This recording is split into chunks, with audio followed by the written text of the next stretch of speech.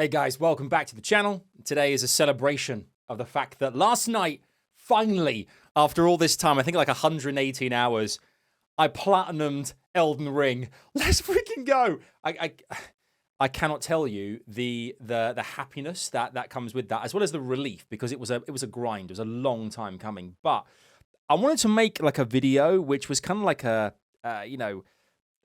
real kind of ode to the game. A game that has entered into my top 5 games of all time. And bearing in mind my top 5 or top 4, other than that, are kind of older games. We're talking like Mass Effect, Zelda: A Link to the Past, Donkey Kong Country on the SNES, and Teenage Mutant Ninja Turtles on the NES. Let me know in the comments if you agree with those top 4. Elden Ring's probably the 5th. There's a few others kind of on the sidelines, like Final Fantasy 7, other games, but those feel like the 5 for me. That kind of will have the most memories attached to them. What I'm going to do is I'm actually going to show you guys. Let's just take a look at this. The last 3 trophies that I got courtesy of this game last night. It was, I mean, don't get me wrong. This ending, by the way, the last 3 trophies in Elden Ring were an absolute slog because it was worrying, the fact that you have to actively get 3 endings in one, and if you botch the cloud save function, you got to do it all over again. I was stressing. I was sweating over this. And if you've done the same thing, like, it's basic just to kind of save your game. It's really basic to save your game, but we have to do it by using cloud saves. And it's a bit convoluted, to say the least. And I just didn't want to screw it up, particularly the Lord of the Frenzied Flame ending, which you got to go back and take off your clothes and get like besmirched with kind of like a scar. I mean, you'll see. But this is the Age of Stars trophy, the first one here, which was the first one I did, and obviously defeating the last 2 bosses, and after Elden Beast, you kind of get like the options. Seeing on the floor the blue like Rani like effigy, I knew, okay, I've completed the quest line. That is available to me. That alone was a relief. So this is the Age of Stars. Obviously, then was the Elden Lord. There's a lot of different ways you can do that one. That's kind of the traditional standard ending. And then finally, the Lord of Frenzied Flame, which we'll see in a second. If you kind of botch that earlier in the game, you've got to do a whole ton of stuff just to get back to not being scarred again, which, thank God, I didn't have to go and do. But I wanted to make this, because this is a game that I started playing day of release. I got this game day of release, and as soon as I got it, I was, I was in. I'm not a Souls game player, and that's the thing I think is the fundamental part of all this. I didn't play Souls games religiously, like Dark Souls, Demon Souls that came out only recently as well on PS5. I've always been like a console player for those kind of games. I was never that good. I'm a bit of a I'm a very much a fly by the seat of my pants kind of player. Games in general, I want to get through them quickly. I'm very fortunate to have a lot of games and play a lot of games with my work and such. And for this, I just wanted to, at the beginning, just get through as much as possible, which in a Souls game, it's not about that. It's about kind of like understanding movesets, bosses, where to go, collectibles, quest lines. There's a lot more to it. And it is a huge game, which ultimately comes down to choice. And choice is what makes it such a special game, because there are so many different ways you can go. It's not, I mean, yes, it has a storyline or multiple ones, and it is linear, obviously, in that respect. But otherwise, you can do whatever the hell you want. There's nothing holding you back. You can go kind of like, you can be a character that focuses on magic, one that focuses on melee. You can do runs where you don't even have anything. People are doing no hit runs now, or just flame, like, or torch only hits. I mean, it's just ridiculous. I've seen so many different iterations and ways. Age of the Stars. Let's go. That was the first one. The first gold trophy. This is the bit that I was really scared about as well. Was actually getting the first one thinking, okay, please God, let me have saved this properly. You can see as well, Nicky Butt. Now, bearing in mind, 118 hours. Nicky Butt, obviously old Man United footballer. When I started this in a different house way back when it first came out, chat, I did it on stream, we're like, let's just go mad. Let's just have the most random name. I went with Nicky Butt. That was my character. And shout out Nicky Butt if you're ever going to watch this video. It's all because of you. This happened. That was the thing. I saw that on the save file. I went, oh my God, yeah, Nicky Butt. But obviously this, getting the fractured Malika. This is the standard Elden Lord kind of ending. And even this, I was kind of hesitant to go, please God, let this work. And when I started to see that the kind of the visuals and the cinematics were different, I thought, I think we've done it. I think we've actually done this. But the choice aspect was huge for me. And I found it was one of those games as well where I basically sat there just thinking about the game constantly. And bear in mind, I played this game, probably put about 60 hours into it, and then just went on to something else. I thought, I'm so far off, getting to the end of this. The bosses were way too hard, didn't know what I was doing. And bearing in mind, this was kind of like right back at the beginning as well, where there weren't as many tutorials or there weren't as many videos based around this. So you could kind of find out the best builds and the ways to kind of approach it. So I kind of took time out for like a year and then came back to it only 2 months ago. And I think I had maybe 15 of the trophies, like boss-related ones and stuff. I mean, collectible-wise, that's a whole different thing, the collectibles aspect to it. And thank God the community was out there to kind of help with stuff and when I needed it to. And, shout out the likes of friends of mine like Ain Run and a few others who are I've worked with on likes of Twitch Rivals, hosting shows like that. And I actually hosted a Twitch Rivals Elden Ring event. And that really galvanized me to get back into it to a degree last year. I was like, this is actually amazing. And I knew the game to a degree, but that was, dude, I just saw how good people were with this game and how it got into the end. And I think as well, when you first play this, if you're someone like me who wasn't that familiar with Souls games and kind of like the way in which the meta of how you get to bosses and boss fights and how you get around, the world that is, this incredible world that's been designed as well. There's a lot of it where I'm like, okay, this is overwhelming. It's like games that are very open world, sometimes because of like restrictions, obviously having like kids, family, work, life, like I find open world is like if there's not a directive, like not like an objective of get to this, do this thing, that'll get you this. I kind of go, do you know what? The time just feels mental. But I think I needed to prove to myself because I've really gotten into platinum in games in the last kind of couple of years. Particularly the last year, really, kind of watching kind of walkthroughs. I'm thinking, I've got so many games. Elden Lord, let's go! I've got so many games. One trophy left. That's 40 trophies of the 42. That Elden Lord was the 40th trophy.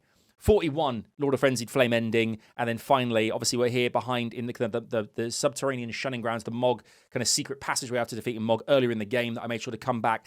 And do not, if you're doing these, one of the biggest factors, do not touch this door. In your playthrough, do not touch this door that you're seeing in front of you because it will completely throw the rest of the game out of whack in terms of the more work you've got to do to get the ending at the end if you haven't saved this beforehand. So it's a real pain in the bum. So luckily, I read that, I knew that, and found the site of grace and went, I'll come back when the time is right. And this was that time. Yesterday, this was that time as of recording this. But yeah, I mean, I've never been really a Souls kind of player, and with the trophy aspect, the idea of beating every single boss, collecting every single thing out there in the game world, which some of them are massively convoluted, really hard to find, stupid. Some of them items, one or two. There's like I think one I had to collect where if I got past a certain point in the game, you couldn't go back and get it because it disappeared because of the ending. There was a whole bunch of different stuff.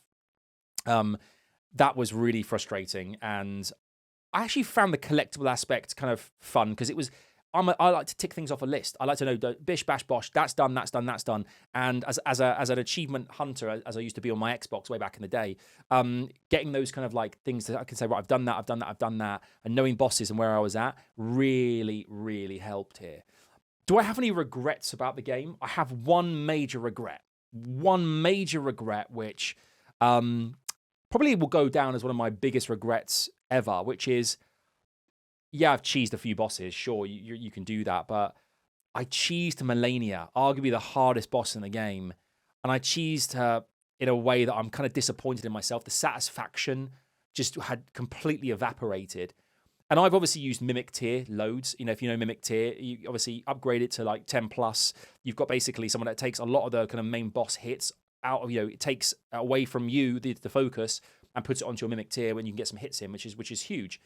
But Melania, I got so close to beating so many times, who is really tricky, particularly because she keeps rejuvenating when she hits you, and the two different phases. I summoned another player, and we together did it. It was still tricky, but we together we did it. And I felt I got the trophy, got the achievement, everything, and I thought I didn't like it. I didn't like the feeling. I didn't feel anything. And this is one of the hardest bosses in the game. I didn't feel like I'd warranted that dub because I kind of it's totally not anything other than just playing the game the way you want to play it. And I wanted in the moment, I thought, you know what, as again, time restrictions, I want to get this done. And bearing in mind, I want to put, hold my hands up. I put a lot of energy and time in trying to beat Millennia, a lot. Getting as many different kind of different weaponry as possible. And shout out to the likes of the Star Fists I use, Blasphemous Blade. I use all the different weapons. I started using things like pest threads and anything I could get in the game. I tried to utilize and make part of my game and kind of per boss change things up. I'm walking towards now my last Lord of Frenzied Flame ending, and this is when the platinum comes through after this. This is absolutely massive, and just knowing coming up to this and saying become the Lord of Frenzied Flame, I knew I'd done it. At this moment, I thought, right, that is it. I have done it. This will be the last 2 trophies in the game, and it was a mind blower. I wish I hadn't done it with Millennia. I wish I'd let myself finish the boss on my own with Mimic Tear, which kind of is not summoning a different player who's different. It's kind of using an in-game summon, if you will. But it is what it is, and I've learned from that, and I know. Do you know what? In future, that I'll think twice before kind of doing something like that. But apart from that, all bosses, I thoroughly enjoyed. I think the hardest 2 I came across, Malekith was a real pain in the ass, as was Dragon Lord Placidux. Is that you say it? Back-to-back ones in, I had to defeat. Is it Crumbling Pharaoh Mazul? I don't know. Those 2 bosses, they were 2 gatekeepers of the rest of the game. And I beaten Fire Giant. I had these next 2, and I had to get them for those trophies. Jesus, I spent so long doing that. That killed me, crushed me even. But we got there. Didn't summon in another player. Had my Mimic Tear. Did it by myself. Just used, as again, shout out to kind of friends of mine who helped online to kind of get me kind of to a place where I suggest doing this and this. Obviously reading bits and pieces too. And actually, it was about kind of just ensuring I kind of hit what I needed to, proc what I needed to, and get the kind of the endings that I you can see here, which was a real. It felt really good to get this platinum. Probably one of the most satisfying platinums I've ever got in my life, because you want to prove to yourself at times as well that you can get these things in games. You can do these things and you can achieve, and you say, do you know what? I can play games. And to say a platinum at Elden Ring, I think to anybody who's even seen any of it will go, geez, fair play. I've platinum things like Cyberpunk. Okay, that took ages, and it was a serious grind. A lot of it was not pleasant. I didn't love doing it. It was a real difficult push to get me over the line to finish that, because it was quite monotonous. Here are the trophies coming up now. This should be it. This is the end credits. Lord of Frenzied Flame, and then this is the big moment when Savage went absolutely doolally. The Elden Ring, the platinum trophy. He's done it. I mean, that to me is huge. That was absolutely massive. What a moment there. I don't think I appreciated it as much as I should have done at first. I think for a while I kind of it was the zeitgeist at the time. It was popular. Everyone was kind of jumping into it because it was massive. And the fact that, here we have a game which 2 years later is still huge. People are completing it using dance mats and all sorts of different stuff now. Doing it simultaneously on keyboard and mouse and controller at the same time with the same boss. I mean, there's so many different ways we're trying to kind of complete this. And kudos to them, because I am just not that person. But for me, getting this was enormous. And as I said, entering a game into my top 5 of all time, and I've played a lot of games, it has to be a seriously incredible experience. Elden Ring was that experience for me. I absolutely loved my time with the game here. I spent the first 60 hours running around not really knowing what the heck I was doing. When I came back into it, I started really focusing up on getting those achievements, getting those trophies, and I found it massively enjoyable. There was so much more of the world I hadn't even seen. The Elden Ring universe I hadn't even been to yet, because I when I was running around like a blue ass fly, not knowing what I was doing, I was missing tons and tons of stuff. I saw loads more and embraced loads more, and it was just awesome. I love Elden Ring. So shout out to the developers. There's DLC coming. I think I am going to be hopping onto that puppy immediately. I've got myself 375,000 runes I didn't cash in from my Elden Beast and Radagon kind of quashing that I'm going to use at some stage. So we'll see what happens with the DLC when it comes out. Bosses, world, experience, happiness it brought me was second to none. So big shout out to the developers there who absolutely crushed it. You guys as well, let me know in the comments below your favorite boss in Elden Ring. Let me know who your preferred boss was. Thank you guys for watching. Thanks for checking this out. Look forward to seeing you in the next video real soon. Until then, go play Elden Ring. I mean, if you haven't done, go and do it. The Platinum was special. I'll see you real soon. Take care. Bye-bye.